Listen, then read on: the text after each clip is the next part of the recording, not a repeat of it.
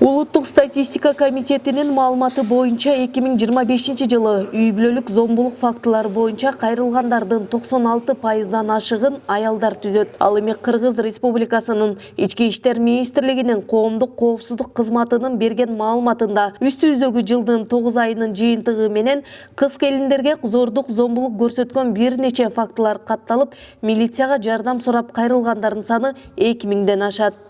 Бүгүнкү күндө статистика кайрылсак, азыркы учурда көп болуп атабыз.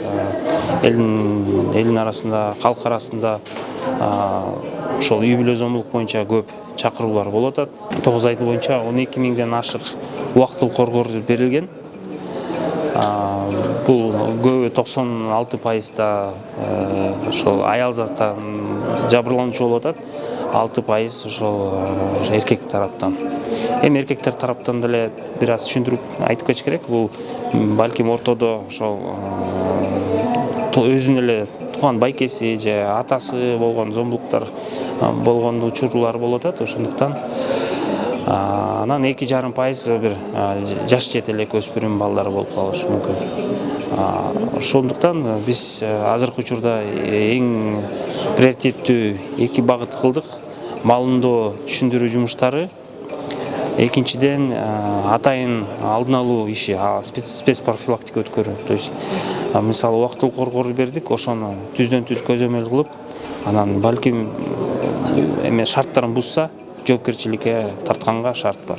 Убактылык коргоодун шартын бузган үчүн атайын жоопкерчилиги да күчөтүлдү.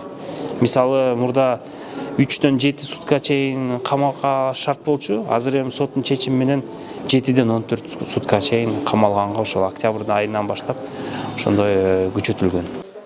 Майыптыгы бар адамдардын эл аралык күнүнө мындан сырткары аялдарга жана кыздарга карата зомбулукка каршы 16 күндүк активдүү аракет глобалдык кампаниясынын алкагында аталган жарандардын укугун коргоого багытталган иш-чара бүгүн Бишкек шаарында өткөрүлдү. Ага майыптыгы бар аялдар, массалык маалымат каражаттары, эл аралык уюмдардын өкүлдөрү, мамлекеттик органдардын кызматкерлери катышты.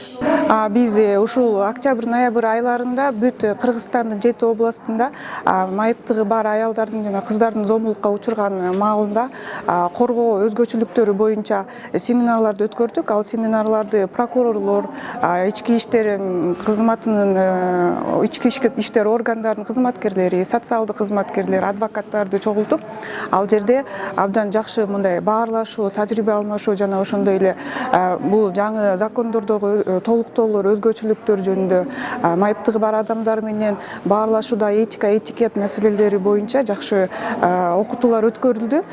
Бул окутуулар абдан жакшы натыйжа берди деп айтсам болот. Анткени катышуучулар өздөрү да айтып жатышты, көп нерсени билдик, өзүбүз менен чогуу иштегендер менен да баарлашып, биз кандайдыр бир өзүбүздүн жумушубузга керектүү маалыматтарды ала алдык деп, алар дагы ушул нерсени баса белгилеп келишти да.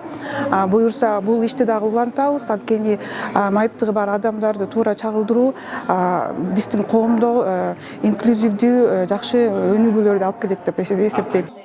Тилекке каршы майыптыгы бар адамдар өз алдынча иш кылууда мүмкүнчүлүгү чектелип, алардын коомдогорду билинбей, зордук зомбулукка кабылган учурлары айтылбай көмүскөдө калып кетет. Мындан улам өзгөчө аялдарга, кыз келиндерге, жаш өспүрүмдөргө карата зомбулук көрсөтүүнүн арты тыйылбай саны өсүүдө. Бул негизи абдан туура да. Бүгүнкү күндө майыптыгы бар аялдар жана кыздар экиси зомбулукка дуушар болушат да. Бул маселени ачыкка алып чыгып атканыбызга жана бүгүнкү иш-чара ушул кырдаалда өтүп атканына майыптыгы бар балдардын ата-энелеринин атынан мен ыраазычылык билдирем да. Ал эми майыптыгы бар аялдар жана майыптыгы бар кыздар булар эчтекеге түшүнбөйт, зордуктап койсок деле боло берет деген болбош керек да. Анткени акыл эси канчалык жабыркаган да болсо, бирок алардын адамдай жашаганга, алардын укугун коргоого мүмкүнчүлүгү бар да. Бул адам кандай түрдө жарык дүйнөгө келбесин, бардык адамдардын укугу бирдей. Ошон үчүн эч убакта кордолгонго жана зордолгонго мүмкүн эмес.